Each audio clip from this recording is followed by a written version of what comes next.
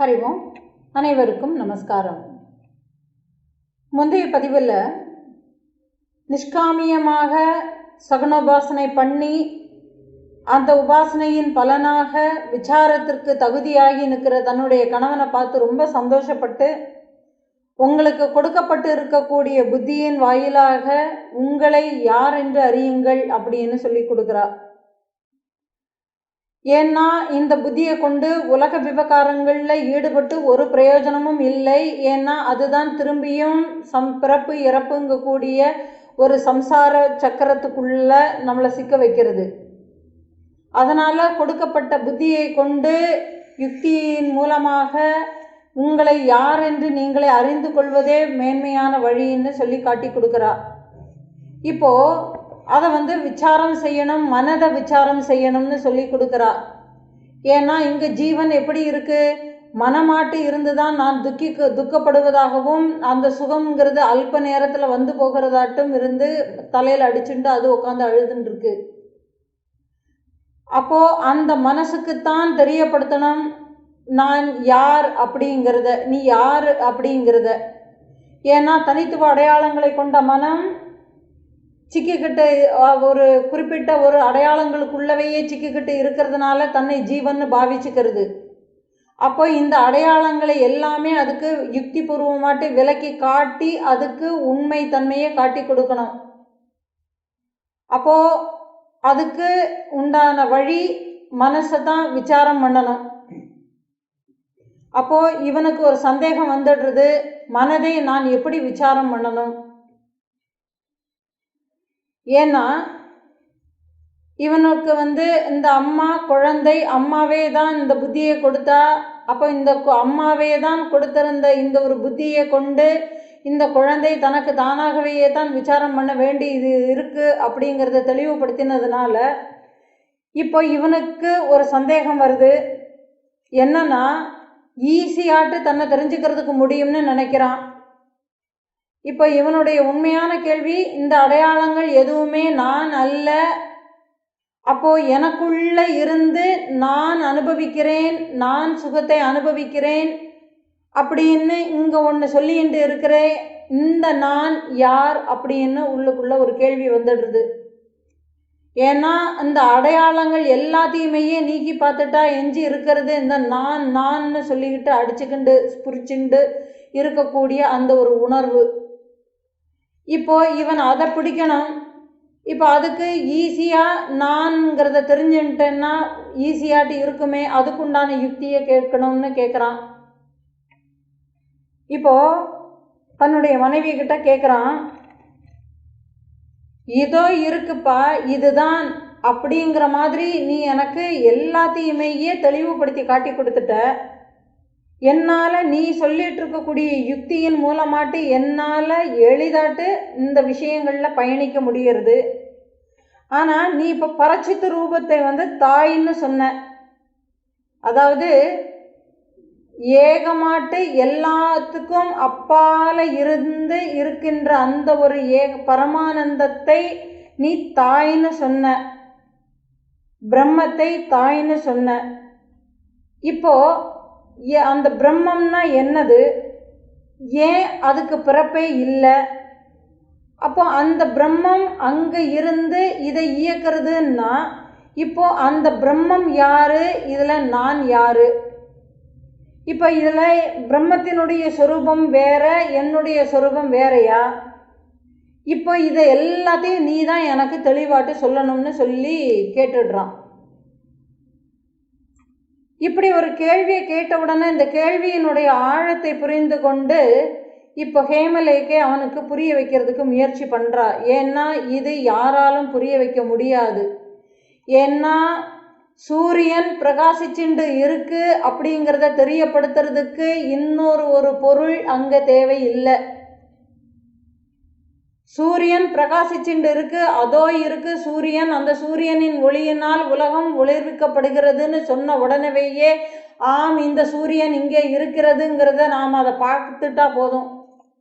ஆனால் நாம் என்ன நினைக்கிறோம்னா அதை அடையணும்னு நாம் முயற்சி பண்ணுறோம்.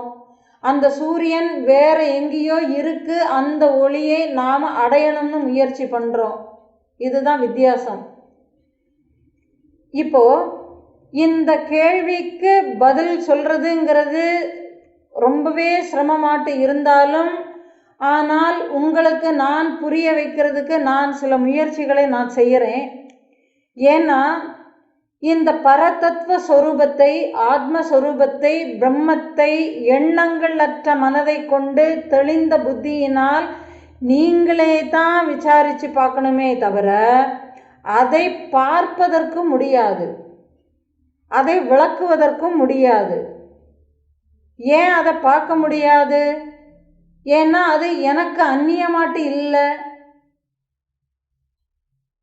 அது இருக்கிறதுனால தான் நான் பார்க்குறேங்கும்போது இப்போ அதை நான் எப்படி பார்க்க முடியும்? இப்போ என்னுடைய கண் இருக்கிறதுனால தான் நான் காட்சிகளை பார்க்குறேங்கும்போது என்னுடைய கண்ணை நான் எப்படி பார்க்க முடியும்? இந்த கண் புற விஷயங்களை பார்ப்பதற்காக வேண்டியே படைக்கப்பட்டு இருக்கிறது. அப்போ இந்த கண்ணின் மூலமாட்டு நான் வெளியில் உள்ள விஷயங்களை தான் பார்க்க முடியுமே தவிர என்னை நான் எப்படி பார்க்க முடியும்? இந்த கண்ணை கொண்டு இந்த கண்ணை எப்படி பார்க்க முடியும்? இப்போ இனிப்பு சுவை, நான் இனிப்பாக இருக்கிறேன். இப்போ சீனி இனிப்பாட்டு இருக்கு, சர்க்கரை இனிப்பாக இருக்கிறது. இப்போ இந்த சுவை எப்படி நான் இனிப்பாக இருக்கிறேன் என்பதை எப்படி சொல்ல முடியும்? இந்த சுவையை சுவைத்து பார்க்க முடியுமா? அப்போ இதை நான் எப்படி விளக்க முடியும்? விளக்கவே முடியாது. தண்ணியில் ஒரு மீன் நீந்தி கொண்டு இருக்கிறது. நீந்தி கொண்டு இருக்கிற மீன் தண்ணீரிலேயே தான் உயிர் வாழ்கிறது. அந்த மீன் நான் நீரின் சுவையை என்னதென்று நான் அறிந்திருக்கவில்லை, ஆகவே நீரின் சுவையை எனக்கு உணர்த்துங்கள்னு சொல்லிட்டு வெளியில போய் கேட்டதுன்னா என்ன சொல்றது? அப்போ அது என்ன நினைக்கிறதுன்னா, தான் அதுக்குள்ளவேயே உழண்டே இருக்கிறதுனால அதுதான் தண்ணிங்கிறதே அதுக்கு தெரியல. அது ஏதோ ஒன்று இதை தான் நம்மளை ஜீவிக்க வச்சுட்டு இருக்கு, இதுதான் ஆதாரமாட்டு இருக்கு, அதனால நான் இதுலேருந்து வெளியில் போயிட்டேன்னா இல்லை. இந்த மாதிரியான கற்பனைகளோடவையே அது இருக்கிறதுனால அது வேறையாட்டு இருக்குங்கிறதுனால அதை பிடிச்சிக்கிறதுக்கு முயற்சி பண்ணுறது. ஏன்னா மனம் புற விஷயங்கள்லவையே ஓடி பழக்கப்பட்டு வந்ததுனால இந்த ஆத்மஸ்வரூபமும் தனக்கு அந்நியமாட்டு இருக்குங்கிறதுனால அது அந்நியமாட்டு இருக்குங்கிறத ஒரு யுக்தியினால் புரிஞ்சுக்கிட்டு அது வெளியில் வேற எங்கேயோ இருக்குது, அதை போய் அடையிறது ஒன்றே தான் லட்சியம்னு சொல்லி இதை எப்படியாவது அதை போய் அடைஞ்சுக்கணும்னு என்னத்தையோ ஒன்று செய்துன்னு. இப்போ இவள் சொல்கிறா, அந்த மாதிரியான யுக்திகளை வச்சு நீங்கள் எதையும் அடைய முடியாதுங்கிறத சொல்லிட்டு உங்களுடைய புத்தியை கொண்டு உங்களை நீங்களே விசாரியுங்கள். அதை பற்றி நான் எப்படி சொல்ல முடியும்? அது ஓரோருத்தருடைய அனுபவத்துக்குள்ளே இருக்கு. இப்போ எப்படின்னா அப்படிப்பட்ட அந்த ஆத்ம தத்துவத்தை யார் அறிந்திருக்கிறார்களோ அவர்களே தான் தன்னை அறிந்தவர்கள். ஏன்னா இந்த தத்துவம் எப்படி இருக்கு, இந்த ஆத்ம தத்துவம் எப்படி இருக்கு? எல்லா இடத்துலையுமேயே, எல்லா உயிர்களிடத்துலையுமேயே. இப்போ கண்ணுக்கு தெரிகிறது இன்னதுன்னு நீங்கள் நினச்சிட்டீங்கன்னா அது எதுன்னு நீங்கள் நினைக்கிறீங்களோ நினைக்கிற மாத்திரத்திலேயே தோன்றக்கூடிய அத்தனை விஷயங்களிலுமேயே இருந்து கண்ணுக்கு புலப்படாத கிருமிகள் வரையிலும் எல்லாத்துலேயுமேயே அந்த ஆத்ம தத்துவம் தான் இருக்குது. மழைக்குண்டான ஒரு மேகம் திடீர்னு எங்கிருந்தோ கிளம்பி வந்து சூரியனை மறைக்கிறதுனால நான் சூரியனை மறைத்து விட்டேன்னு சொல்ல முடியுமா? அது சூரியனுடைய ஒளிக்கதிரை தான் மறைக்கிறதே தவிர அது அங்கே சூரியனை மறைக்கலை, சூரியனை மறைக்க முடியாது. அப்போ அந்த ஒளிக்கதிர்கள் நம்ம மேலே விழாமல் தடை பண்ணுறது. இப்போ ஒரு கொடையை பிடிச்சிட்டு நாம் வெளியில் போகிறோம், வெயிலுக்கு கொடையை பிடிச்சிக்கிறோம். இந்த கொடையை நான் பிடிச்சிட்டு இருக்கிறதுனால நான் சூரியனை மறைத்து விட்டேன் அப்படின்னு நாம் நினச்சிக்கிட்டேன்னா அது எவ்வளவு பெரிய ஒரு முட்டாள்தனம் இல்லையா? இப்போ இதை யுக்தி பூர்வமாட்டு நீங்களே தான் ஆராய்ச்சி பண்ணணும்னு சொல்கிறா.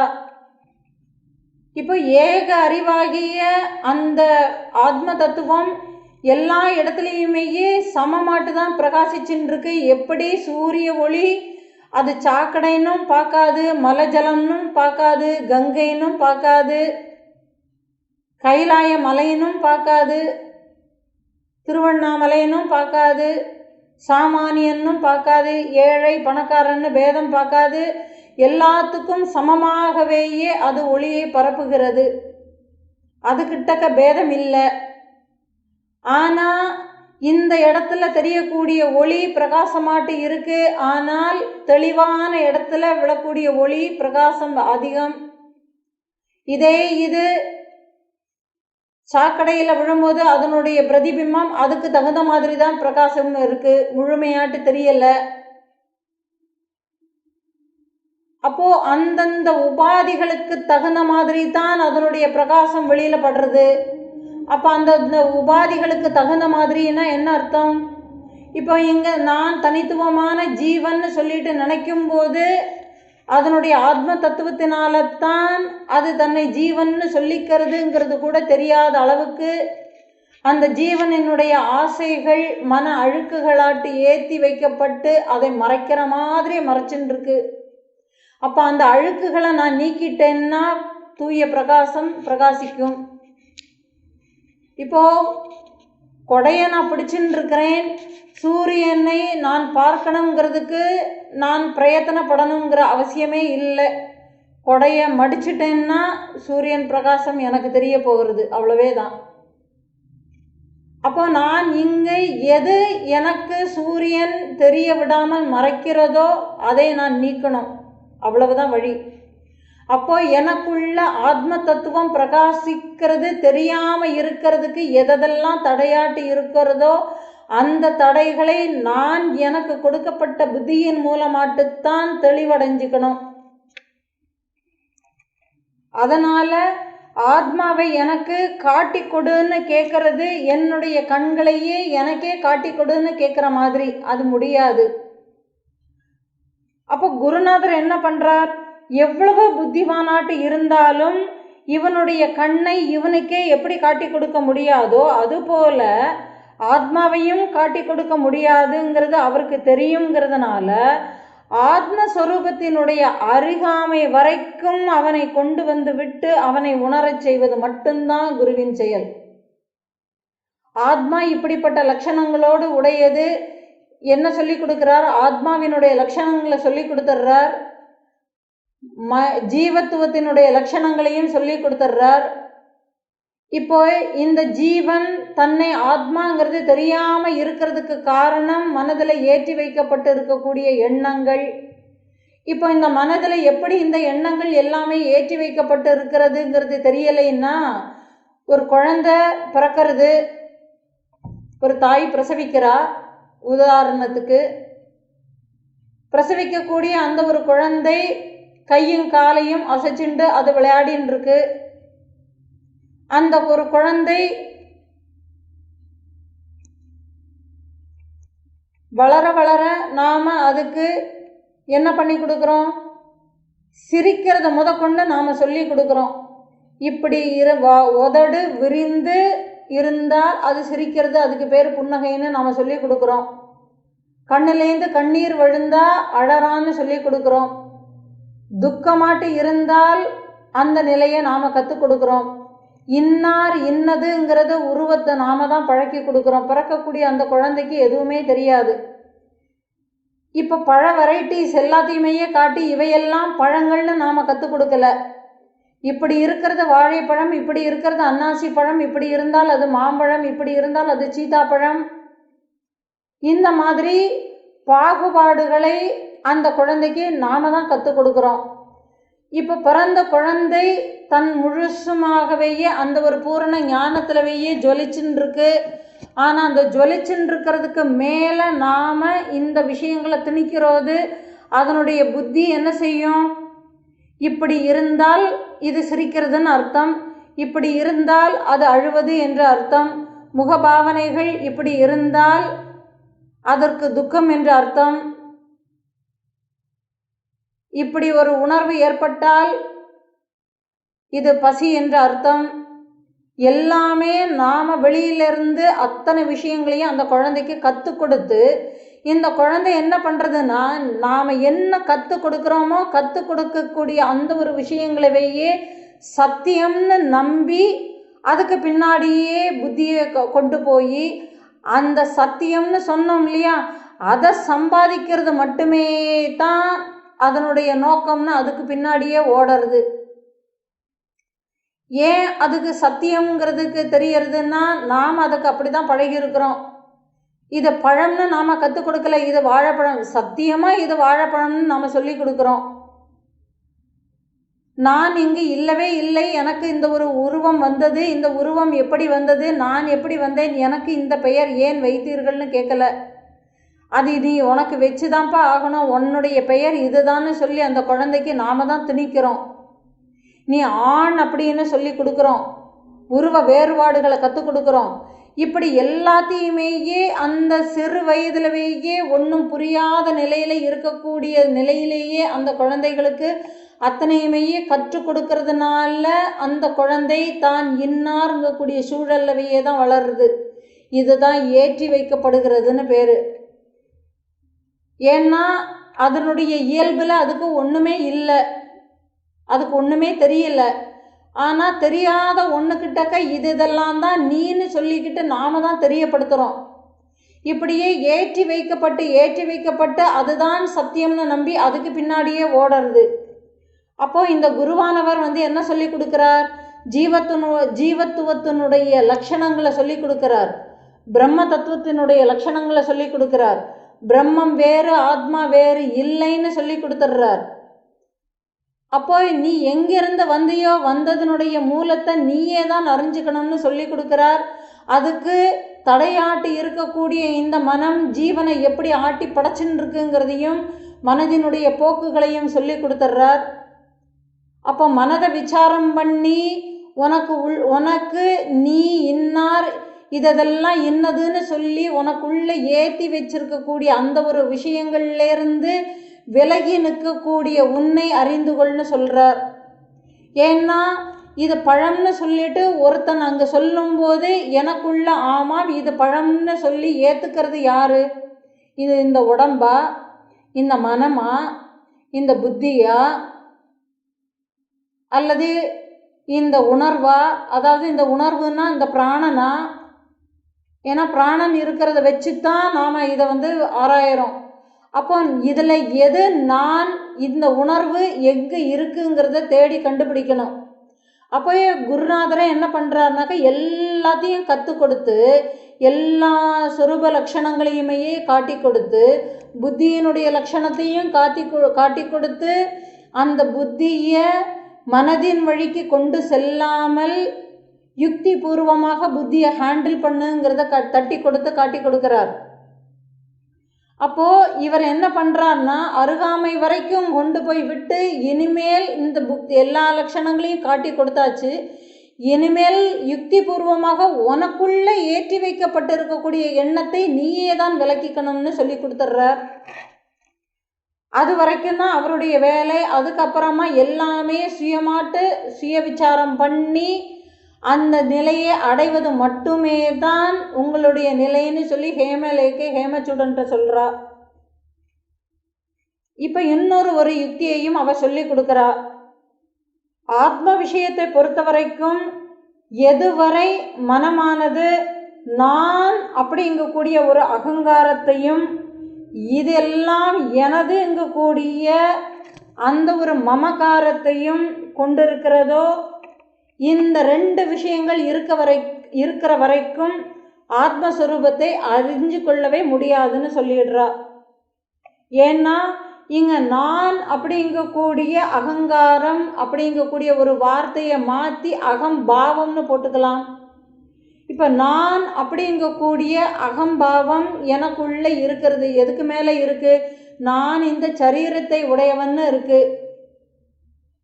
இப்போ நான் இருக்கிறதுனால இது என்னுடைய மனைவிங்கக்கூடியது இருக்கு, என்னுடைய குழந்தைகள், என்னுடைய உறவுகள், என்னுடைய சுற்றார், என்னுடைய பணம், என்னுடைய சொத்து. அப்போ இது எல்லாம் என்னுடையதுங்கிறது எதனால் வந்தது? இந்த நான்ங்க கூடிய அகம்பாவத்தை வச்சு இந்த மமகாரம் வந்தது.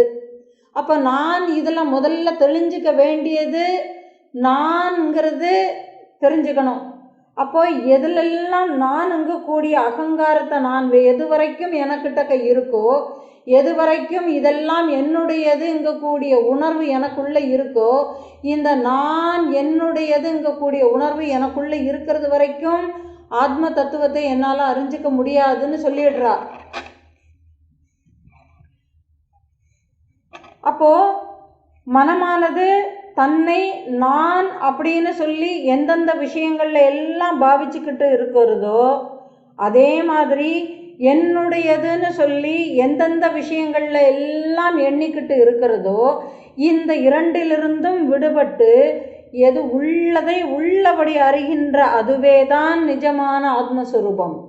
அதாவது இதை எல்லாம் விலக்கி பார்த்துட்டா அங்கே இருக்கிறது அதே ஆத்ம தத்துவம், அது ஒன்னே சுயமாட்டே பிரகாசிச்சுன்னு இருக்கிறத பார்க்க முடியும். ஏன்னா இதெல்லாம் மறைச்சுன்னு இருக்கு. அப்போ மறைச்சுண்டு இருக்கக்கூடிய அந்த விஷயங்களை விலக்கி பார்க்கணும்னு இவ சொல்லி கொடுக்குறா. இப்போ நீங்க செய்ய வேண்டியது என்னது தெரியுமா? எதெல்லாம் என்னுடையதுன்னு சொல்லி நீங்க நினச்சிக்கிட்டு இருக்கிறீங்களோ அது எதுவுமே ஆத்மா இல்லைன்னு சொல்லி நீங்க அதை தள்ளி வைங்க. அதே மாதிரி எதில் இது என்னுடையது அப்படிங்கக்கூடியதோ அல்லது வேற எதுவுமே தோன்றாமல் இருக்கிறதோ அந்த ஒரு நிலையைத்தான் அது ஆத்ம தத்துவம்னு பாருங்க. இப்போ உதாரணமாட்டு எடுத்துக்கிட்டோம்னா, என்னுடையதுன்னு நீங்கள் சொல்கிறது எதை சொல்லுவீங்க? இப்போ நானும் நீங்களுமாக இருக்கிறோம், நம்ம ரெண்டு பேருக்கு இடையில என்னுடையதுன்னு நீங்கள் சொல்கிறதானே எதை சொல்லுவீங்க? என்ன சொல்ல முடியும்? ஏன்னா உங்களுடைய மனைவியாக நான் இருப்பதனால் என்னிடத்துல உங்களுக்கு ஆத்ம புத்தி இல்லை. ஏன்னா மனைவிங்க கூடிய ஒரு சம்பந்தத்தினால மட்டுமே தான் நான் உங்களோட இருக்கிறேனே தவிர எனக்குள்ளே உறையக்கூடிய உண்மை உணர்வை உங்களால் உணர முடிந்தால் மட்டுமே தான் உங்களுக்கு வேறாக நான் இல்லைங்கிறதும் நான் உங்களுடைய சொரூபத்தில் அடக்கங்கிறதும் உங்களுக்கு புரியும். ஏன்னா எப்படி இங்கே எனக்குள்ளே இருக்கக்கூடிய உணர்வு எல்லாத்துக்கும் ஆதாரமாட்டு இருக்கிறோ அதே மாதிரி தான் அடுத்த ஒரு உடம்புக்குள்ளே இருக்கக்கூடிய உணர்வும் அதுக்கு ஆதாரமாட்டு இருக்குங்கிறத புரிஞ்சுக்கிட்டேன்னா, இங்கே இந்த உணர்வும் இங்கே உணர்வு இயக்கிறதுன்னா ஒரு இயக்கத்துக்கு அடிப்படையாட்டு இருக்குன்னா அங்கேயும் அதே உணர்வு தான் இயக்கத்துக்கு அடிப்படை காரணம். அப்போ நான் இங்கே பார்க்க வேண்டியது விவகாரங்களவையே பார்த்து பழகின மனசு விவகாரங்களவையே வேடிக்கை பார்க்கறது. அப்போ நான் இந்த வேடிக்கை பார்க்கக்கூடிய புத்தியை விட்டுட்டு அதுக்கு உள்ள காரணக்கர்த்தாவாட்டு இருக்கக்கூடிய அந்த ஆத்ம தத்துவத்தை உணர்வாக நான் புரிந்து கொள்ளணும். இப்போ இதை புரிஞ்சுக்கிட்டா மட்டும்தான் அது தெரியும், இல்லைன்னா தெரியாது. இப்போ இந்த உண்மை உணர்வை நீங்கள் உணர்ந்து அதை தெரிஞ்சுக்கிட்டீங்கன்னா உங்களுக்கு வேறாக நீங்கள் என்ன கற்பனை, எனக்கு வேறாட்ட நிறைய இருக்குங்கக்கூடிய கற்பனை எல்லாம் போயிடும். அதுபோல் அதெல்லாம் என்னுடையதுன்னு நாம் சொல்கிறோம் இல்லையா, அது எல்லாமே என்னுடையதுன்னு சொல்லவும் மாட்டோம். காரணம் என்ன? அதுலேயும் நீங்கள் தான் இருக்கிறீங்கும்போது அது என்னுடையதுன்னு சொல்கிறதுக்கு அது உங்களை விட வேறாட்டு இல்லைங்கிறத நீங்களே புரிஞ்சுக்குவீங்க. அந்த தெளிவு உங்ககிட்ட வந்துடும்னு சொல்லிடுறா. இப்போ இந்த விசார யுக்தியே தன்னுடைய மனைவியிடமிருந்து கேட்டு தெரிஞ்சுக்கிட்ட உடனே ஹேமச்சூடன் அங்கே இருந்து ஒரு குதிரைக்கு மேலே ஏறி அந்த நகரத்தை விட்டே வெளியேறி நந்தவனத்திற்கு நிகரான ஒரு கானகத்தை அடைந்து அதில் இருக்கக்கூடிய ஒரு உயர்ந்த மேடை உள்ள மரங்கள் அடர்ந்த ஒரு பகுதிக்கு சென்று தன்னுடைய பரிவாரங்கள் எல்லாத்தையுமேயே திருப்பி போகும்படி உத்தரவிட்டு 2 காவலர்களை மட்டும் பாதுகாப்பு நிமித்தமாக தன்னோட வச்சுக்கிட்டு ஒரு ஏகாந்தமாக விசாரம் செய்யணும். அந்த நேரத்தில் யாருமே அதுக்கு தொந்தரவாட்டு உள்ளே வந்துடக்கூடாதுங்கக்கூடிய ஒரு உத்தரவையும் அந்த 2 காவலாளிகளுக்கு பிறப்பித்து, ஏன்னா மந்திரிகள் ஆனாலும் சரி ராஜாவே ஆனாலும் சரி நான் மறு உத்தரவு கொடுக்கின்ற வரைக்கும் ஒருத்தரையுமே உள்ள யாரையும் அனுமதிக்க கூடாதுன்னு சொல்லி அந்த 2 காவலாளிகளுக்கும் உத்தரவு போட்டுட்டு ஹேமச்சூடன் அந்த மரத்தினுடைய மேலே ஒரு உப்பரிகை மாதிரி ஒரு அமைப்பை செய்து அந்த அமைப்பின் மேலே ஒரு சுகமான ஒரு ஹிதமான ஒரு ஆசனத்தை ஏற்படுத்தி கொண்டு அங்கே இருந்து அந்நிய விஷயங்களை சிந்திக்கக்கூடிய மனதை அந்த விஷயங்களில் இருந்து நீக்கி திடமாக தனக்கு உள்முகமாக விசாரணை செய்ய ஆரம்பிக்கிறான். ஏன் அவன் இங்கேருந்து வெளியில் போய் எங்கேயோ போய் ஒரு காட்டுக்குள்ளே போகிறான்னா இந்த உலகத்தில் உள்ள விஷயங்கள் நம்மை திருப்பியும் ஏதோ ஒரு மயக்கத்துக்குள்ளே நம்மளை தள்ளி விடும்னு அவனுக்கு தோன்றுறது. ஏன்னா ஆரம்ப நிலையில் எல்லாருமே இதைத்தான் பண்ணுறாங்க, அதே யுக்தியை தான் இவனும் பண்ணுறான். அதனால் இவன் நேராக எங்கே போய்டுறான், காடு ஒன்று தான் சரியான வழி, அங்கே மட்டுமே தான் தனக்கு விசாரம் செய்கிறதுக்கு தகுதியான இடம், அங்கே எந்த விதமான தொந்தரவும் இருக்காது அப்படிங்கக்கூடிய நிச்சய புத்தி உடையவனாட்டு ஆகி அவன் கானகத்துக்கு போய் அவனுக்குண்டான ஆசனத்தை அவனே தயார்படுத்தி கொண்டு அவனே அங்கே உட்காந்துக்கிறான்.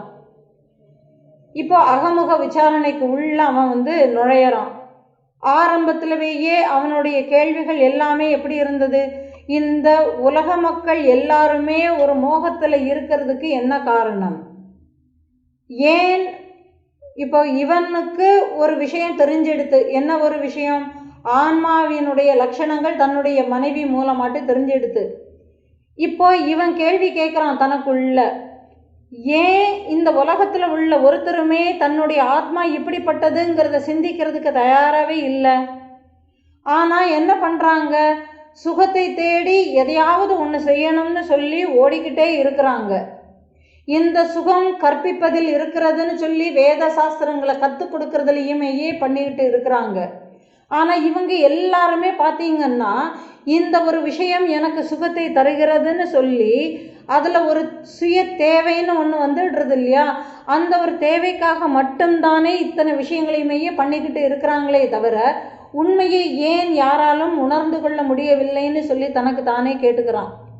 இது அந்த இத்தனை கேள்விகள் தனக்குள்ளே வந்தவுடனே தன்னை தானே நினச்சி ஆச்சரியப்பட்டுக்கிறான்.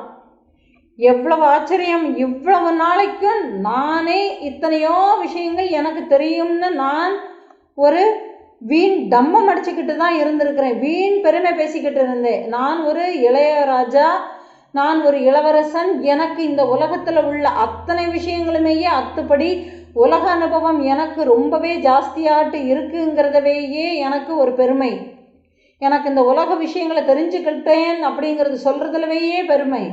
இப்படி பெருமை பேசிக்கிட்டு இருந்த நான் இதுவரை நான் யாருன்னு சொல்லி கூட என்ன நான் தெரிஞ்சுக்காமலவையே இருந்து உலக விஷயங்களை பற்றி மட்டும் நான் தெரிஞ்சுக்கிட்டு என்ன பிரயோஜனம், முதல்ல என்ன நான் தெரிஞ்சுக்காமலவையே இத்தனை காலத்தையும் நான் ஓட்டிட்டேனே, இனிமேல் நான் என்ன யாருங்கிறத நான் இனிமேல் தெரிஞ்சுக்க போகிறேன்னு சொல்லி உள்முகமாட்டு அவன் எதை யோசிக்கிறான்னா அந்த தன்னுடைய வீடை யோசிக்கிறான், மனைவியை யோசிக்கிறான், தன்னுடைய மக்களை பற்றி யோசிக்கிறான், தனம் தானியம் நாடுன்னு சொல்லி எல்லா விஷயங்கள்லையுமேயே நான் அப்படிங்கக்கூடிய உணர்வு இதில் தோன்றுகிறதான்னு பார்க்குறான்.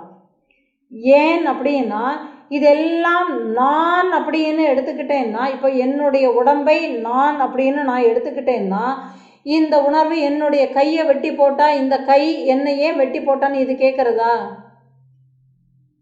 அப்போ இதுக்கு என்ன போகிறோம், அழுகி போகிறதோ அல்லது கால தேசங்களுக்கு உண்டான மாறுபாடுகளுக்குள்ள இந்த உடம்பு போயிடுறதுங்க போது நிலையான ஆத்ம தத்துவம் எப்படி இந்த ஒரு உடம்பாக முடியும்னு ஒரு வந்துடுது இல்லையா. இப்படியாக ஒவ்வொன்றுலையுமே இந்த நான்ங்கிறவன் எதுக்குள்ளே இருக்கிறேங்கிறத ஆராய்ச்சி பண்ணி பார்க்குறான். இப்போ இவனுக்கு ஒன்று தெரியறது என்னதுன்னா, இந்த வீடு மனைவி மக்கள் தனம் தானியம் நாடு சொத்துன்னு சொல்லி எதை எடுத்துக்கிட்டாலும் இது எல்லாம் இவனுக்காக வேண்டி ஏற்பட்ட ஒரு விஷய சுகங்கள் அவ்வளவே.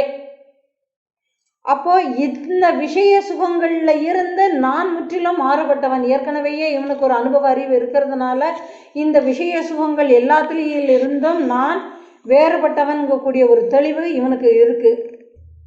இப்போ எப்படி எடுத்துக்கிறான், நான் இந்த உடல் மட்டுமே, நிச்சயமாக நான் ஒரு க்ஷத்ரிய குலத்தில் நான் பிறந்திருக்கிறேன். எனக்கு கௌரவமான உடல் அங்கங்கள் எல்லாமே இருக்குங்கிறதுல, இது அத்தனையுமே இருக்குங்கிறதுல சந்தேகமே இல்லை. அப்போ எல்லாரும் போல நானும் தான் இந்த உடலை நான் அப்படின்னு நான் நினச்சிக்கிட்டே இருந்தேன். இப்படி நான் ஒரு ராஜகுமாரன்ங்க கூடிய ஒரு தீர்மானத்தோடையே சிந்தனை பண்ணி நான் இந்த ராஜகுமாரன்ங்க கூடிய ஒரு உடம்பை வச்சு என்னை இந்த ஒரு உடலோட ஒரு அபிமானத்தை வளர்த்துக்கிட்டேன்.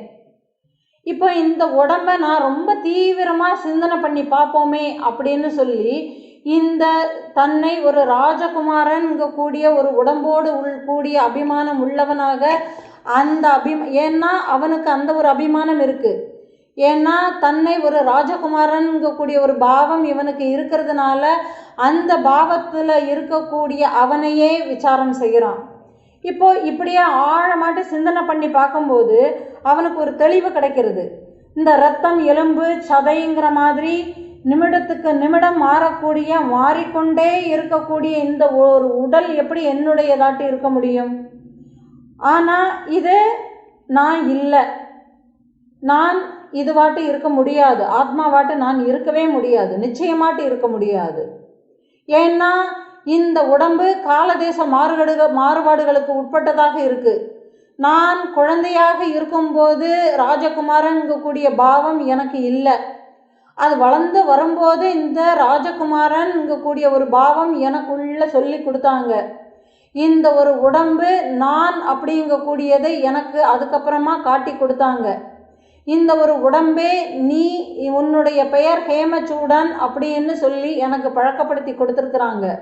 அப்போ நான் குழந்தையாக இருக்கும் பொழுது அனுபவித்த இந்த ஒரு தேகம் இப்பொழுது வாலிப வயதில் அந்த உடம்பு இப்போ இங்கே இல்லை, காலதேச மாறுபாடுகளுக்கு உட்பட்டதாட்டே இருக்கிறது. இனியும் வயோதிகம்னு வந்து இந்த ஒரு உடம்பு வீழத்தான் போகிறது. அப்போ இந்த ஒரு உடம்பு எப்படி ஆத்மாவாக இருக்க முடியும் அப்படின்னு இவனுக்குள்ளவேயே விசாரம் செய்து அதை தாண்டிடுறான். அடுத்தது இதே மாதிரி கனவு நான் காணுகிறேன். இந்த கனவு காணும்போது இந்த உடல் அங்கே இல்லை. ஆனால் அந்த கனவில் நானே பல உடலில் அங்கே கனவில் வரேன். அப்போ நான் எப்படி கனவில் அந்த ஒரு உடலை நான் எப்படி எடுத்துக்கிறேன்? அப்போது அந்த உடம்பை வச்சு அந்த உடம்பு அங்கே பல காரியங்களை செய்கிறது. இப்படி பார்க்கும்போதும் நான்ங்கிறது இந்த உடம்பு இல்லை, இதிலேருந்து நான் வேறானதாட்டு இருக்கிறேன். இப்போ கனவில் ஒரு பறவை பேசுகிறது. அப்போ நாம் அந்த கனவை வெளியில் சொல்லும்போது பறவை பேசிச்சுன்னா அந்த பறவையாட்டு நான் அந்த பறவையாட்டு இருந்தேன்னு நம்மளே சொல்லிக்கிறோம். நான் சர்ப்பமாக இருந்தேன், நான் சர்ப்பமாக வந்தேன்னு சொல்கிறோம். நான் ஒரு காற்றாக வீசினேன் அப்படின்னு சொல்கிறோம். நான் ஒரு மலையாக இருந்தேன்னு சொல்கிறோம். நான் ஒரு யானையாக இருந்தேன்னு சொல்கிறோம் கனவில். இப்படி பல உருவங்களையும் நான் கனவில் நான் எடுத்துக்கிறேன். அப்போது அந்த மாதிரியான நிலையில் எடுத்துக்கிட்டோம்னா அதுவும் நான் இல்லை. இப்போது நல்ல தூக்கத்தில் நான் ஒரு கனவே இல்லாமல், நினைவு ஏதும் இல்லாமல் அந்த இடத்துல நான் ஒன்றுமே இல்லாத ஒரு தன்மையை நான் அனுபவிக்கிறேன். விழிப்பு நிலையில் நான் வந்ததுக்கு அப்புறமா அந்த ஒன்றுமே இல்லாத அந்த ஒரு நிலை எனக்கு இன்னது எப்படிப்பட்டதுங்கிறது தான் எனக்கு தெரியலையே தவிர, ஆனால் நான் நல்ல தூங்கினேன் அப்படிங்கக்கூடிய ஒரு அறிவு எனக்கு உள்ளே இருந்து அது சொல்கிறது. அப்போது நான் தூங்கி கொண்டு இருக்கும் பொழுது நான் தூங்கினேன்னு சொன்னது யாரோ அதுதான் நான். இப்போ என்னுடைய கனவை நான் உடம்பு, நீ வேறு ஒரு உடம்புல இருந்து அந்த கனவில் பலவிதமான காரியங்களை செய்து கொண்டிருக்கிறாயின்னு சொல்லி அந்த கனவை எனக்கு தெரியப்படுத்துவது யார்? அதுவே தான் நானாக இருக்க முடியுமே தவிர, இந்த நான் ஒரு ராஜகுமாரன்னு நான் ஒரு அபிமானம் வச்சுக்கிட்டு இருக்கிறேனே, இது நான் இல்லைங்கக்கூடிய தீர்மானத்துக்கு வரான். இதே மாதிரி பிராணனை எடுத்துக்கிறான். இது பிராணன் வந்து போயின்னு இருக்கு. அது தன்னுடைய இயல்புலவேயே இருக்குது. ஏறக்குறைய ரொம்ப ஓடினா அதிகமாட்டு மூச்சு வாங்கிறது, நிதானமாட்டு இருந்தால் அது அதுபோக்கலவையே இருக்குது. அப்போ இந்த பிராணன் உடம்பு இயங்குறதுக்கு ஒரு சக்தியை தான் கொடுக்கறது. அப்போ இந்த பிராணனே நான் அப்படின்னு சொல்றதாட்டு இருந்தால், நான் ஒரு ஜடமாகி இருக்கக்கூடிய, அதாவது இறந்து போன மனிதன் உயிர்ப்பு எழுந்து நடமாடுவதற்கு அதே பிராணன் அதே வெளியில இருந்து தான் அது ஆக்சிஜனை உறிஞ்சிக்கிறது இல்லையா? அப்போ அது ஏன் ஒரு பிரேதமாட்டு இருக்கும்போது அந்த பிரேதத்தினால எதுக்கு அதே ஆக்சிஜனை ஏன் உறிஞ்சு கொள்ள முடியல, சுவாசிக்க முடியல? அப்போ அந்த பிராணன் அதுவாட்டு இருந்தால் அது இயல்புலவையே அந்த ஒரு உடம்பை எப்படி கெடுத்துக்கும்? அப்போ பிராணன் நானாக இருந்தால் அந்த பிராணன் வெளியில போகாது. அப்போ அந்த பிராணனை இழுத்துக்கக்கூடிய ஒரு சக்தி எனக்கு இயல்பாகவே இருக்கும். அந்த சக்தி இல்லை. அப்போ பிராணனை இயக்கக்கூடிய சக்தி வேற எங்கேயோ இருக்கு. அப்போ அந்த பிராணனும் நான் இல்லை. மனதை எடுத்துக்கிட்டோன்னு உண்டுமானா மனமும் பலவிதமான விவகாரங்களில் ஈடுபட்டுக்கிட்டே இருந்திருக்கு. சுகத்தை துக்கம்னு சொல்லுது, துக்கத்தை சுகம்னு அதுவே தான் மாற்றிக்குது. இப்படி ஒரு நிலையில்லாத ஒரு மனம் எப்படி நானாக முடியும்? ஏன்னா அது உலக விவகாரங்களுக்கு பின்னாடியே தான் போச்சுதே தவிர, இந்த மனதை கொண்டு உலக விஷயங்களை இன்னதுன்னு தெரிஞ்சுக்க முடிஞ்சதே தவிர, இந்த மனதை கொண்டு நான் யாருன்னு சொல்லி இதுவரைக்கும் தெரிஞ்சுக்கவே முடியாத அளவுக்கு இந்த மனம் கெட்டு போய் இருக்கு. அப்படிப்பட்ட இந்த மனம் நானாக எப்படி இருக்க முடியும்? இந்த மனத்துக்குன்னு ஒரு சக்தி இருக்குன்னா அந்த மனம் சுயமாகவே தன்னை யாருங்கிறது தெரிஞ்சுக்கணும். ஆனால் இந்த மனதுக்கு அந்த மாதிரியான ஒரு சக்தி கொடுக்கப்படலைங்கிறத புரிஞ்சுக்கிறான். ஆக இந்த மனமும் நான் இல்லைங்கிறத புரிஞ்சுக்கிறான். அடுத்தது இந்த புத்தியை எடுத்துக்கிட்டோம்னா, புத்தி எப்போதுமே என்னை குழப்பத்திலவே தான் வச்சிருக்கு. ஒத்தையா ரெட்டையாங்கக்கூடிய முடிவில் தான் வச்சிருக்கு. அங்கே போனோமா இங்கே போனோமான்னு வச்சுக்கிறது. அப்போது இந்த இருமைகள்லவையே என்னை வச்சுட்டு இருக்கக்கூடிய ஒரு புத்தி என்னை எப்படி அந்த புத்தி எப்படி நானாக முடியுங்கக்கூடிய யுக்தியை ஆராயறான். அப்போ இதில் எல்லாத்துலேயுமேயே என்னுடையதுங்கக்கூடிய ஒரு எண்ணம் வருகின்றது. அதாவது என்னுடைய மூச்சை நான் நிறுத்தி பழகிக்க வேணும்னு வருது, என்னுடைய மனத்தைன்னு வருது, என்னுடைய புத்தியைன்னு வந்துடுறது. ஏற்கனவே அவள் சொல்லியிருக்கிறா ஹேமலேகை, நான் என்னுடையதுங்கிறதை நீக்கிட்டு பார்க்கணும்னு சொல்லியிருக்கா. அப்படிங்கிறதுனால இதில் எல்லாம் என்னுடையதுன்னு வருகின்றதுங்கிறதுனால இது எதுவுமே நானாக இருக்க முடியாது. ஏன்னா இவைகள் எல்லாத்துல இருந்தும் நான் வேறானவனாக இருப்பதனாலவேயே என்னுடைய மனம்னு நான் சொல்றேன். நான் வேறானதாட்டு இருந்தா மட்டுமே தான் இது என்னுடைய பேனான்னு சொல்ல முடியும். இப்போ ஒரு பேனாவை வச்சுக்கிட்டு இது என்னுடைய பேனான்னு சொல்றேன்னா எனக்கு அந்நியமாட்டு இருக்கக்கூடிய பேனாவைத்தான் என்னுடையதுன்னு சொல்ல முடியும். இப்போ நான் என்னுடைய தேகம்னு சொல்றேன், என்னுடைய உடம்புன்னு சொல்றேன், என்னுடைய மூச்சுன்னு சொல்கிறேன், என்னுடைய மனம் என்னுடைய புத்தின்னு நானே சொல்லிக்கிறேன். ஆக இப்படி எல்லாம் எனக்கு அந்நியமானதவையே பார்க்கறதுனால இது எதுவுமே நான் இல்லை. இப்போ நான் இல்லைன்னு சொல்கிறதுக்குண்டான நிலை எப்போதுமே வந்ததே இல்லை. ஏன் காரணம்? நான் எப்போதுமே சதா இருந்து கொண்டே தான் இருக்கிறேன். இந்த சாமானியமான இந்த ஒரு நிலை எனக்கு ஏன் தெரியாமல் இருக்கு? கண்ணுனால வெளியில் உள்ள பொருள்களை நல்லா பார்க்க முடிகிறது. காற்றாகிய பிராணன் உடலில் தோல்ங்கிற தொடு உணர்ச்சியினால் உணரப்படுகிறது. மனமும் புத்தியும் அறிவினால் ஊகித்து சிந்தித்து செயல்படுகிறதுனால அதுவும் அறியப்படுகிறது. ஆனால் இந்த நான்கிறது மட்டும் அது இருக்கு. ஆனால் அது எப்படி இருக்குங்கிறது எனக்கு ஏன், எந்த காரணத்தினால எனக்கு தெரியாமலவே இருக்கிறது? இந்த ஆத்மாவிற்கு வேறான அனைத்து விஷயங்களுமேயே நல்லா புரிஞ்சுக்க முடிகிறது. ஆனால் இந்த ஆத்மா மட்டும் எனக்கு விளங்கவே இல்லை. அப்போது நான் என்ன பண்ணணும்? இந்த தேவையே இல்லாத அந்த அனாத்மா விஷயங்களை நினைக்காம இருக்கிறது ஒன்று தான் சரியான வழி அப்படின்னு தீர்மானம் பண்ணி ஹேமச்சூடன் தன்னுடைய மனத்தை அனாத்மா விஷயங்கள்லேருந்து விளக்குறான். அப்படியாவது நான்கிறது எதுலையாவது தெரியறதான்னு பார்ப்போம் அப்படின்னு சொல்லி நிச்சய தீர்மானத்தோடு தன்னுடைய மனதினுடைய எண்ணங்கள் அற்ற நிலையில் நிறுத்தி பார்க்க முயல்றான். இப்படி அவனுக்கு முயற்சி பண்ணக்கூடிய ஒரு நேரத்தில் ஒரு செகண்டில் அவனுடைய மனத்தில் பூரா ஒரு அடர்ந்த ஒரு இருள் சூழ்ந்து காணப்பட்டது.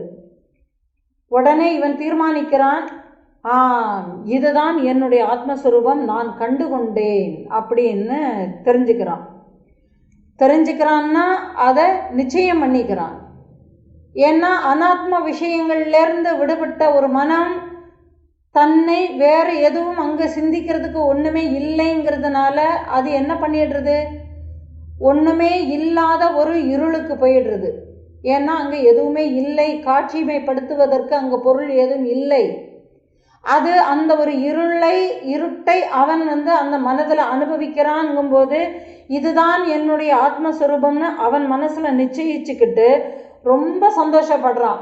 சரி, இனிமேல் நாம் தியானம் பண்ண வேண்டியது எதை, இந்த இருட்டைன்னு முடிவு பண்ணிக்கிறான். புரியுறதா? இப்போ இவ்வளவு நேரமாக இவனுக்கு இந்த ஒரு அனுபவம் கிடைக்கல. இப்போ அந்த ஒரு இருட்டுங்கக்கூடிய ஒரு அனுபவம் இந்த அனாத்மா விஷயங்கள்லேருந்து வேறுபட்டதாட்டு இருக்குங்கிறதுனால அந்த இருட்டை அனுபவிக்க ஆரம்பிக்கிறான். இப்போ திருப்பியும் அந்த இருட்டை முயற்சி பண்ணி பார்க்கலான்னு சொல்லிட்டு கண்ணை மூடிட்டு திருப்பியும் அவன் மனதை அந்த இருட்டில் நிலைநிறுத்த பண்ணக்கூடிய அந்த ஒரு முயற்சியில் ஒரே ஒரு செகண்டு தான் இருக்கும். அந்த இருட்டவையே நினச்சிக்கிட்டே இருக்கும்போதே அந்த இடத்துல என்ன ஆகுது, ஒரு பிரகாசத்தை பார்க்குறான். இப்போ பிரகாசத்தை பார்க்கக்கூடிய அவன் என்ன செய்கிறான், ஒரு குழப்பத்தை அடையிறான். ஏன்னா முதல்ல பார்த்த அந்த இருட்டு, ஏன்னா எண்ணங்கள் அந்த இடத்துல இல்லை, எண்ணங்கள் ஏதும் இல்லாத நிலையில் அவன் அனுபவித்த அந்த இருட்டு ஆத்மஸ்வரூபமா இப்போ அந்த இருட்டை பிடிச்சிக்கிட்டு அவன் உட்காரும் போது டக்குன்னு தெரிஞ்ச அந்த ஒரு பிரகாசம் ஆத்மஸ்வரூபமான குழப்பம் வந்துடுச்சு. என்னடா இது, ஒரு தடவை பார்த்தா இருள் நிறைஞ்சு இருக்கு, இன்னொரு தடவை பார்த்தா அதுவே ஒளியாட்டு பிரகாசிக்கிறது, இதில் எது ஆத்மா? அப்போ நாம் இதை எனக்குள்ளவே தானே விசாரம் பண்ணணும்னு சொல்லி இருக்கிறா ஹேமலேகை. அதனால் இந்த ரெண்டில் எது ஆத்மாங்கிறத நானே கண்டுபிடிக்கிறேன்னு சொல்லி திரும்பவும் என்ன பண்ணுறான், கண்ணை மூடிட்டு நான் இதில் எது ஆத்மாங்கிறத ஆராய்ச்சி பண்ண போகிறேன்னு சொல்லி ஒரு நிச்சயமாட்டு அவன் உட்காந்துக்கிறான். இப்படி ஆழ்ந்து உட்கார்ந்தவன் என்ன பண்ணிடுறான், கொஞ்ச நேரத்தில் அவனை தூக்கம் ஆட்கொண்டு அவனாக நல்ல நிம்மதியாட்டு நல்ல தூங்கிட்டான். இந்த தூக்கத்தில் அவனுக்கு பலவிதமான கனவு காட்சிகள் வந்தன. மனதினுடைய விசித்திரமான காட்சிகளை கனவாக கண்டான். இப்படி ஒரு ஆழ்ந்த சிந்தனையின் வாயிலாக இதற்கு முன்பு கண்ட இருளும் ஒளியும் கூட இந்த கனவை போன்ற ஒரு நிலைதானோ? அப்படின்னா இந்த மனதினுடைய உல்லாசம் தானே இந்த ஒரு கனவு. இந்த உல்லாசத்தை நான் எப்படி நீக்குவேன் அப்படிங்கக்கூடிய குழப்பம் வந்துடுச்சு.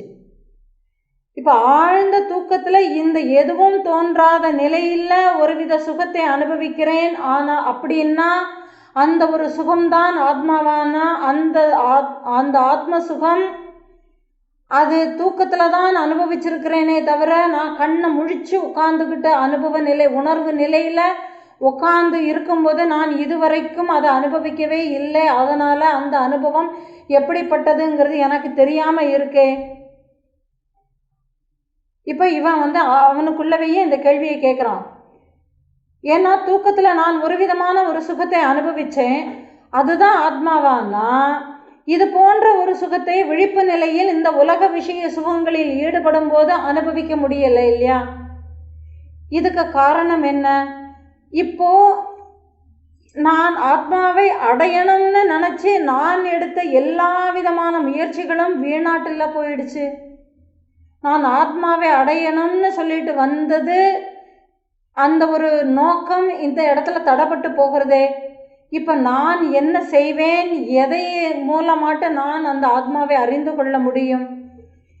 இப்போ எனக்கு வழி காட்டணும்னா இதுக்கு ஒரே விஷயம் என்னுடைய மனைவியான ஹேமலேகை இடத்துல தான் இருக்குது. உடனே என்ன பண்ணுறான், உப்பரிகையில் இருந்து கொண்டே கீழே இருக்கக்கூடிய 2 காவலர்களிடத்தையும் சொல்லி நான் உடனடியாட்டு என்னுடைய மனைவியை பார்க்கணும்னு சொல்லி ஹேமலேகையை இந்த இடத்துக்கு கூட்டிகிட்டு வாங்கன்னு சொல்கிறான். உடனே ஹேமலேகையை காவலர்கள் இருவருமா போய் கூட்டிகிட்டு வந்துடுறாங்க. இப்போது இந்த ஹேமலேகை தன்னுடைய கணவனை எப்படி பார்க்குறான்னா, இந்திரியங்களை அடக்கியவனாக மன அமைதியுடன் அமர்ந்து இருக்கிறான் அந்த இடத்துல. அவன் பக்கத்தில் போய் அவனை அமர்ந்து கவனிக்கிறான். அவனோ அவன் நிஷ்டையில் உட்காந்துருக்கிறான், கண்ணை மூடிட்டு தியானத்தில் உட்காந்துருக்கிறான். இவ வந்ததை கூட அவன் கவனிக்கலை, அவனுக்கு தெரியலை.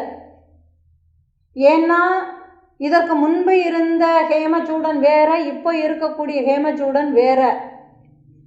இப்போ அவள் பக்கத்தில் இருக்கிறாங்கக்கூடிய உணர்வு கூட இல்லாமல் அந்த வெளி விஷய நாட்டத்திலிருந்து முழுவதுமாக அகமுக சிந்தனையோடவேயே ஒருமுகப்பட்டவனாக அந்த தூய ஆத்மாவில் நிலை பெற வேண்டும்ங்கக்கூடிய ஒரே வைராகியத்தோடவேயே அவன் அந்த முயற்சியில் ஈடுபட்டுட்டு இருக்கிறதுனால இங்கே எதுவுமே தெரியலை.